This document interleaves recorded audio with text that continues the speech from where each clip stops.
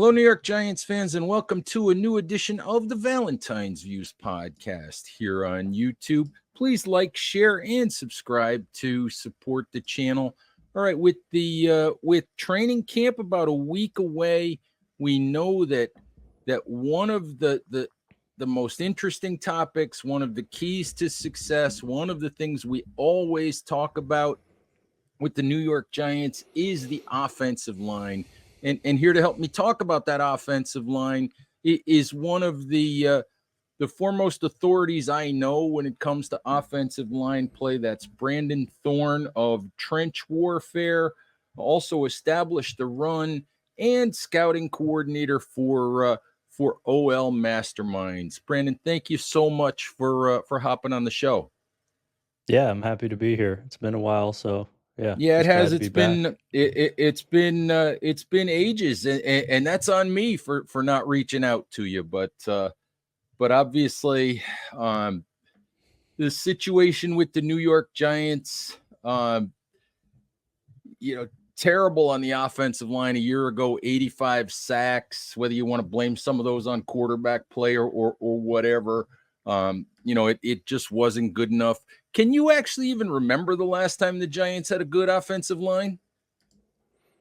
Um, yeah, I mean, I guess you'd have to go back to, well, aside from the last Super Bowl year. After that, I mean, I remember when Richburg was there, they had some decent lines. Weston Richburg from Colorado State, their center, they had a couple decent guys around him, but yeah, I mean, like, you know, average to above average is probably the best we've seen since those Super Bowl years, and that was only like pretty short term too. So yeah, it's been a It's struggle, I'd say.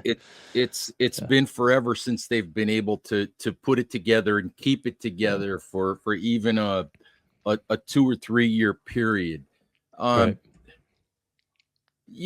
I don't want to get into a deep dive into offensive line play, but one of the things that I tell people all the time when it comes to, people ask me, why has it been so long? It's been 3 general managers that have tried to fix it now. And one of the things I say is, look at how many head coaches the Giants have been through. They've been through, 4 head coaches since Tom Coughlin. They've been through probably twice that many offensive line coaches in that time. Just talk about, under those circumstances, how difficult it is to build an offensive line. Everything changes every time you get a new coach. Yeah, I mean, from an offensive line perspective, that is important because, continuity is a factor in offensive line production and just play in general, just because the reliance that each guy has on the other one, it's sort of a team within a team. So if you disrupt that in any way, whether that's different personnel, different coaching, different scheme, different messages coming into the room with different, you know, people in the lineup, I mean, it's just hard to develop some, cohesion there. And if you're not like nailing home run pick after home run pick, where you have just, great players everywhere, which is pretty much no team does that, very few, then, you kind of need to be, the whole needs to be greater than the sum of the parts. And in order to do that, I think continuity is a big factor in that, just to, because if you could communicate efficiently and effectively pre-snap, things like that, and you're all on the same page and you can build upon that over time, then, you could probably get better play out of guys than they would otherwise do, on an individual level. And obviously, the Giants were not able to do that a year ago. I looked at it this morning. I think the Giants played 14 different players on their offensive line a year ago. I think 9 of those guys played more than 266 snaps. That's impossible to play, cohesive on the offensive line under those circumstances, Isn't it? Yeah, I mean, that's tough. There's quite a few teams that are kind of dealing with similar sorts of things as well. So it's not like very unique or anything like that, but yeah, I mean, it is something that is just going to hamstring you and your ability to develop a competent offensive line. So yeah, I mean, it's nice that we're at this point in the calendar. It's kind of a reset. Some new faces, things like Mm-hmm. that, But yeah. I mean, last year was tough with the injuries. I think that was probably the biggest part of it for sure. Yeah, and we know that John Mara in the offseason said it was ridiculous that the Giants, for a decade or so hadn't really been able to establish something on the offensive line. Look at what the Giants did this offseason. Signed 2 veteran starters in free agency, signed, I think, 3 other guys who could be on the roster as depth pieces. When you look at what the Giants did, everybody wants to be optimistic now, but we've been optimistic at this point in the year before. When you look at what the Giants did with Germain Lumor, with John Runyon, with some of the other depth pieces that they added, do you see reason for optimism that this line will at least be, competent, middle of the pack, functional, give the Giants offense a chance?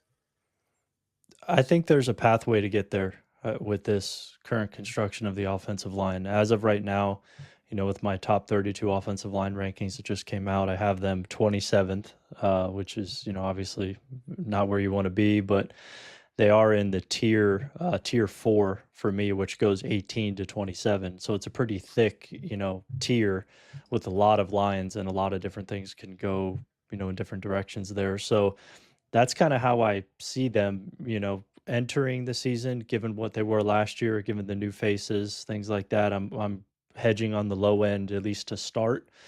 But, just looking at these players individually, and just sort of the makeup of the offensive line overall, top to bottom, I think there's a viable path here by midway point or so, or end of the year, where they're the top of that tier, somewhere around 18. I think that's certainly within the realm of possibility. So, I'm actually somewhat optimistic about, the possibilities this year, whereas there's other units kind of around them where their ceiling is much more capped. Whereas I think the Giants actually have some, pretty decent ceiling this year. They have, you know, we could dig into why, but yeah, that's kind of generally my take and my overview on how I see them. I think that Giants fans would do a happy dance if their offensive line was the 18th best in the league Yeah. at season's end. I think that would qualify as functional. That would qualify as Hmm. Yep. giving them a chance. It would qualify as basically middle of the pack. Um, Yep.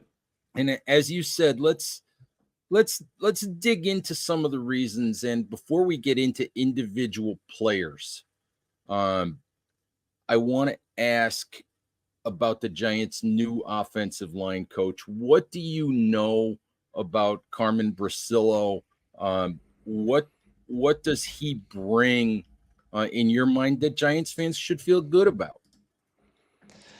Yeah, I mean, the only thing I really know about him is going back to his Patriots days is really when I, started hearing the name and started kind of paying attention.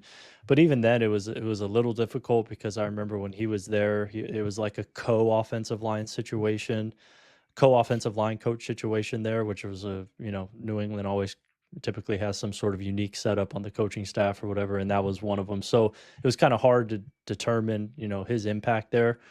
I think he had like 1 year as the head offensive line coach. Then he left. Then he was with the Raiders, of course, last year.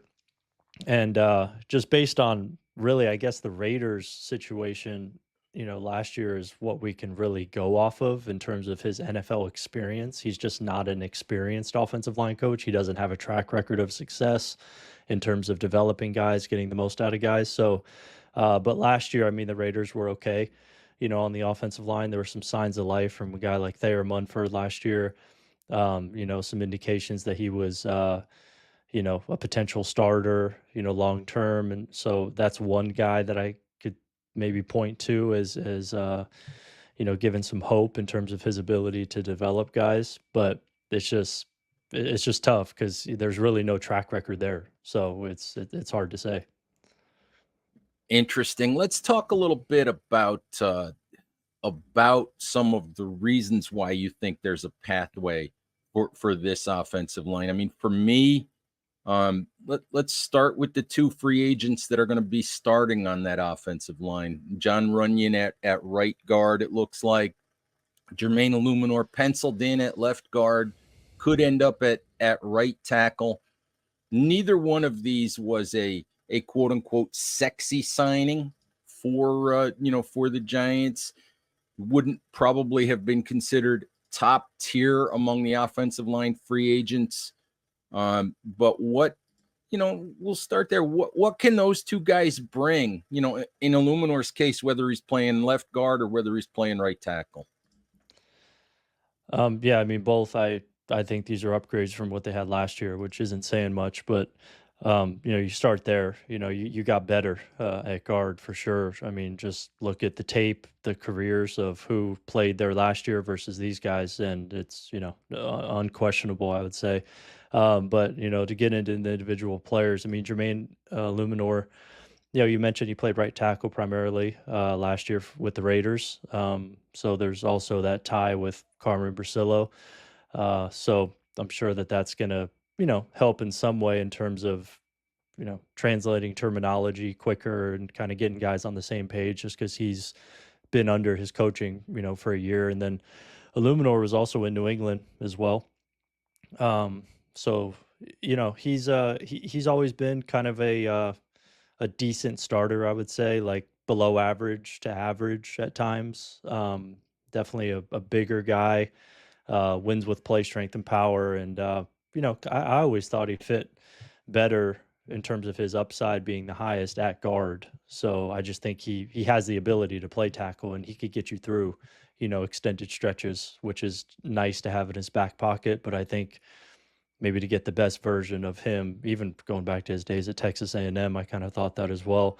It would be a guard, so it's kind of exciting to see him play guard. I think I'm excited about it at least, especially because of who he's playing next to, which I think is one of the 5 or 6 best left tackles in the league, and Andrew Thomas. So uh, that's a really good situation for him with all the other things I already mentioned. So yeah, I feel like that left side, I think could be pretty solid, if you average those two out. And then, I'm encouraged by center as well. But then Runyon, I always liked him more, a little more at left guard, honestly, based on the tape I've seen of him at Green Bay. But he did play right guard last year. Granted, he was in and out of the lineup, kind of on a rotation with Sean Ryan. But he's a guy who he could be a really good pass protector. He's had some really nice stretches in the league of being a high level pass protector from what I've seen. So I think that's still in the cards, given his age, relatively young. As long as he stays healthy, he's a little undersized.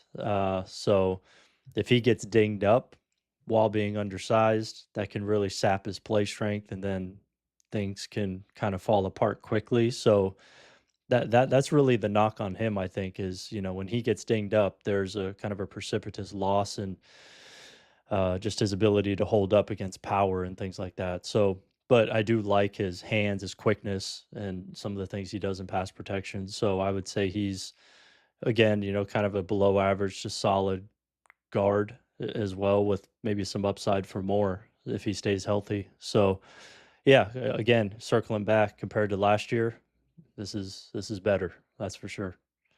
Not top tier, not scream from the mountaintops about how good we are, but better. And Yeah, maybe and I, 2 teams in the league could say that at guard. So, yeah. I want to take a quick detour. You have mentioned play strength with both Illuminor and John Runyon. And I get asked every so often, I get asked, how do you judge play strength for an offensive lineman? How do you see it? And I don't honestly have a good explanation for that. Can you just, as simply as you can, sort of explain, play strength, what it is, what it does, how people can see whether a player has it or not? Yeah, I mean, the simplest way is holding the point of attack and not giving up a lot of ground against power whether that's in the run game or pass game. Whether, anchoring is how it translates to pass protection, the ability to sort of brace yourself, create force through the ground, and dissipate power, right? And you could do that in a variety of ways. I think leverage is a huge part of that, not being too high, being low, creating lift with your hands, and just holding your holding ground, essentially, ceding minimal ground, and being able to hold the point of attack or hold the line of scrimmage, not getting reset, not letting the line of scrimmage get reset, I should say. And you see that a lot in the run game. That's kind of a tall tale sign when you're watching college guys. If they consistently are getting pushed back initially in the run game, whether that's on a single or a double team block, chances are they're not going to play in the NFL very long. But yeah, NFL wise, and then another way is, can you move the point of attack if you're trying to get vertical in the run game, and just the inverse of that for the defender that you're engaged in. Are they ceding ground, more than they want to? Are you able to widen them, extend them past where they want to go? That's the simplest way, and I kind of touched on some of the technique, and there's a lot of different ways to generate play strength, but that's how you see it on film, right? Like giving up minimal ground and then taking ground when you need to take it. So critical, I think, in the pass game, because you want your quarterback to have the All ability facets. Yeah. but in the pass game, I'm thinking you want him to have the ability to step up, step around that edge pressure. And Yep. and if you're ceding ground from guard and center, you're not going to have that ability, correct? Yeah, and there's kind of a cascading effect to it if you aren't able to do that. Yeah, you individually can lose and cede ground and get beat, but then you also lose levels with the guy next to you, meaning you're not, next to say if you're a guard, you're too far back, and then the center's, say he's doing a good job anchoring and you're not, and you're each engaged. Well, you're going to be getting pushed back. He's still closer to the line of scrimmage, and now all of a sudden that A gap is being extended. So if there's a looper, if there's any sort of guy coming behind the guy that guard's engaged with, he'll have that much easier of a time to get through. So you want to maintain levels as an offensive line to kind of keep those gaps constrained. So that's kind of like a secondary effect of it. There's a lot of things that go wrong when you're not strong enough as an offensive lineman. I mean, you won't be playing offensive line very long, ultimately, but Right.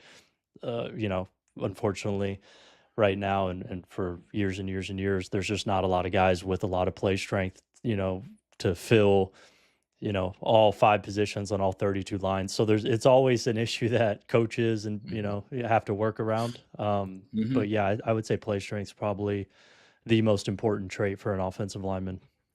Talk about Andrew Thomas a little bit. You mentioned him on the left side with Germain Lumor. You said he's probably top 5, 6 in the NFL among offensive tackles. Um, what is his ceiling if he's healthy? Just how good is he? Yeah, I mean, I think we saw that in 2022, in terms of kind of what his ceiling is or close to it. I mean, all pro. Mhm. That's what I would say his ceiling is, one of the best tackles in the league. So, just, we saw the improvement, the gradual improvement that he had over the first couple years of his career. Granted, he was in a horrible situation for a variety of reasons early on, but then as things stabilized, his game stabilized, and his talent is able to shine through because his technique got so much better. With footwork and pass protection, and then also hand usage as well, really maximizing his length, because he wasn't able to do that his first couple of years, really, maybe like a year and a half of the start of his career. He just was kind of all over the place with technique. And then this super talented big guy who moves well, we just weren't able to see that manifest into effective blocking on the field because his technique was not good. And I think the last year and a half or so, his technique is he's found himself, what works for him. And we've seen everything else just kind of follow suit. And he's he's he's extremely talented. And now that his technique is as good as it is, man, I mean, he's one of the best left tackles in the league. let's go to the middle of the line. Let's talk about John Michael Schmitz. Mhm. Maybe not the rookie year that that uh, that he would have hoped for, that the Giants would have hoped for. Uh, just talk about how difficult it might be for a rookie center, especially one with where the guard play was so abysmal and where there were so many different guards next to him last year, and what you see as his upside and what we might see in year two. Yeah, I mean, I thought, prior to especially prior to the injury, I think it was what, a shoulder maybe, but Yes, um, tush yeah, push shoulder. Thank you very much. okay. Okay. Yeah, you could see his game, just after that, he was dinged up and I think he was probably dealing with a lot of stuff. So that's just context, but when you do watch the film and see him, like, I think initially as a rookie center and a rookie at any position, really, it's the mental part is a big jump, in terms of being assignment sound and also technique sound and not getting beat cleanly, being out of position, things like that. I think we saw that here and there for him. And then after the injury, the play strength wasn't quite, what it was, prior. Because I do think his play strength is pretty good when he is healthy. He could do a lot of the things that we just talked about that play strength allows you to do.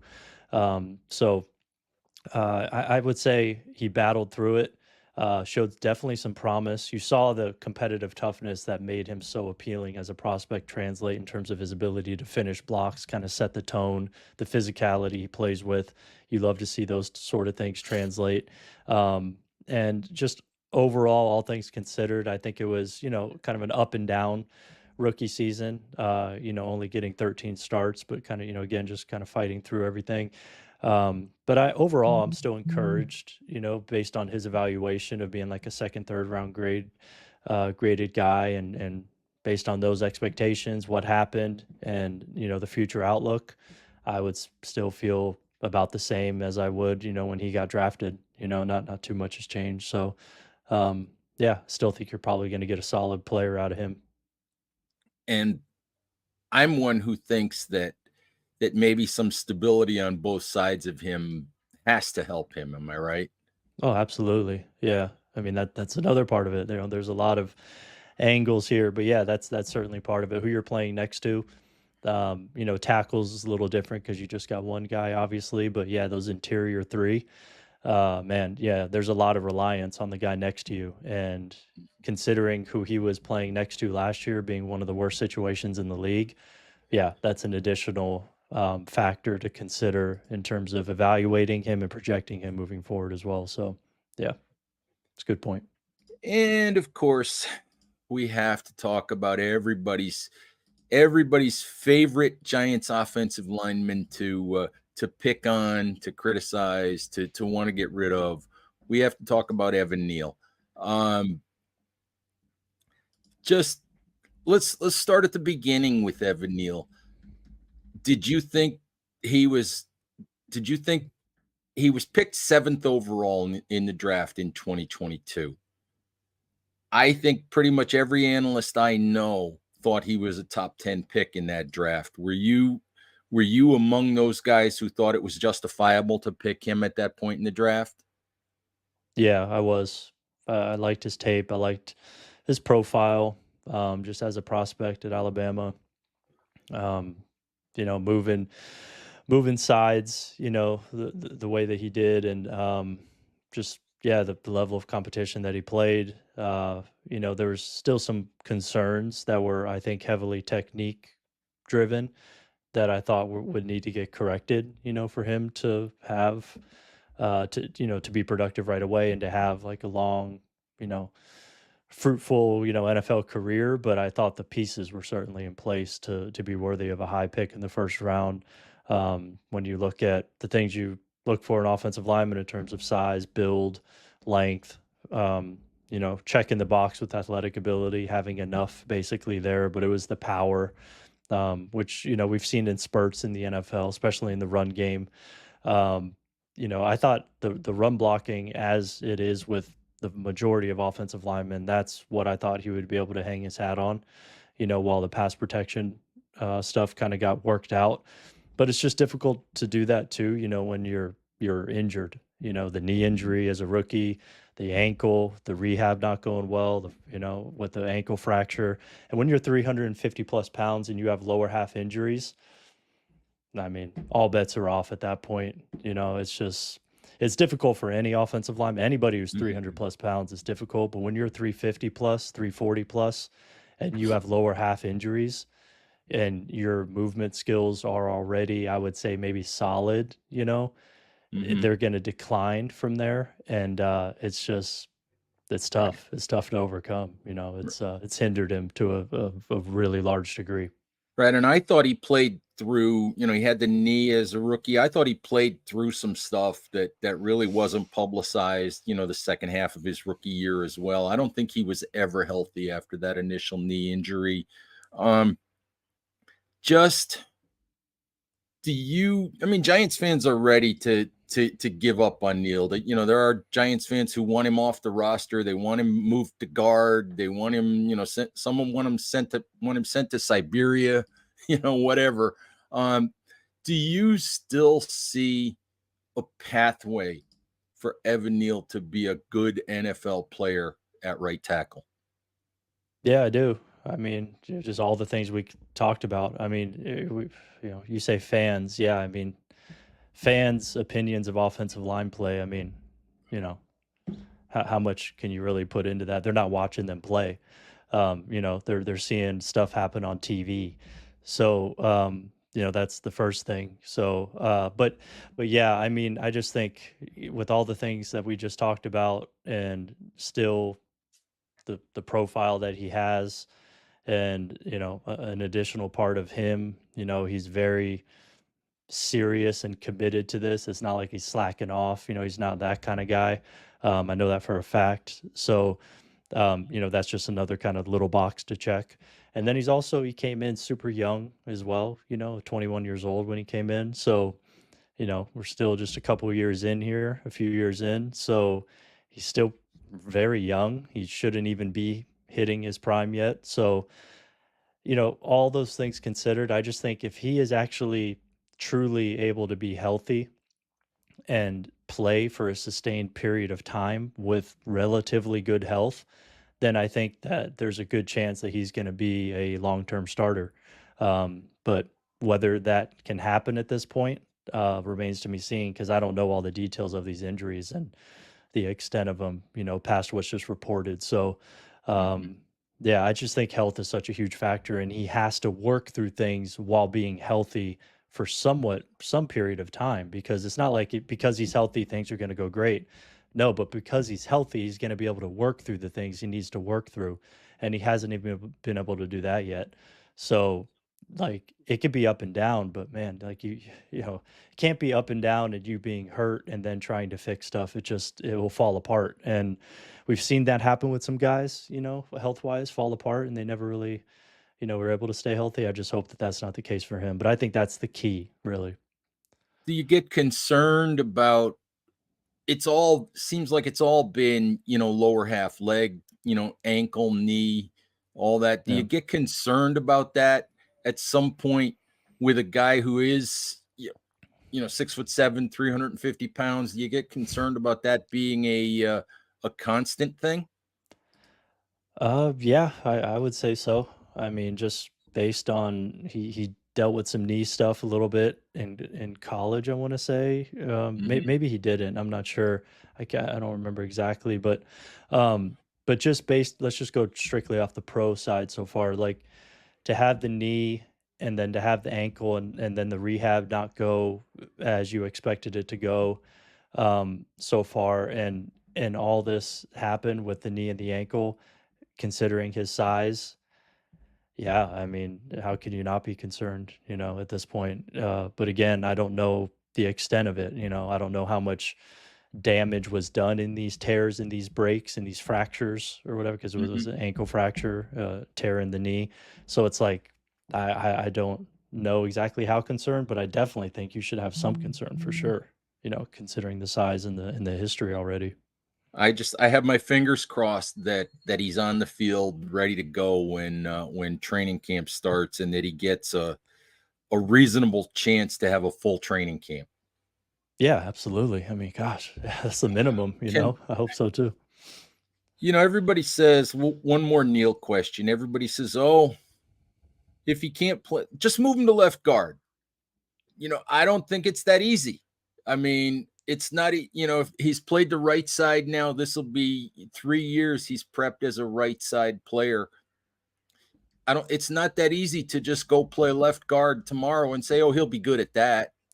I mean, there's a big difference in sides and position. And I mean, if push came to shove and they wanted to move him inside, do you see a guy who could be a good guard, given the time to prepare?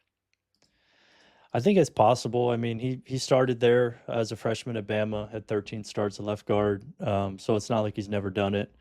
Um, However, I would, just caution anybody who seems to think, that that's going to dramatically or significantly increase chances of, succeeding, just because you're moving sides. I don't know that that's the case. So, um, for me, that's difficult to say. I don't know that you could just do that. It requires an adjustment period, and he hasn't even been able to get acclimated at what tackle. So just moving over to guard, I don't really see how that's gonna fix anything.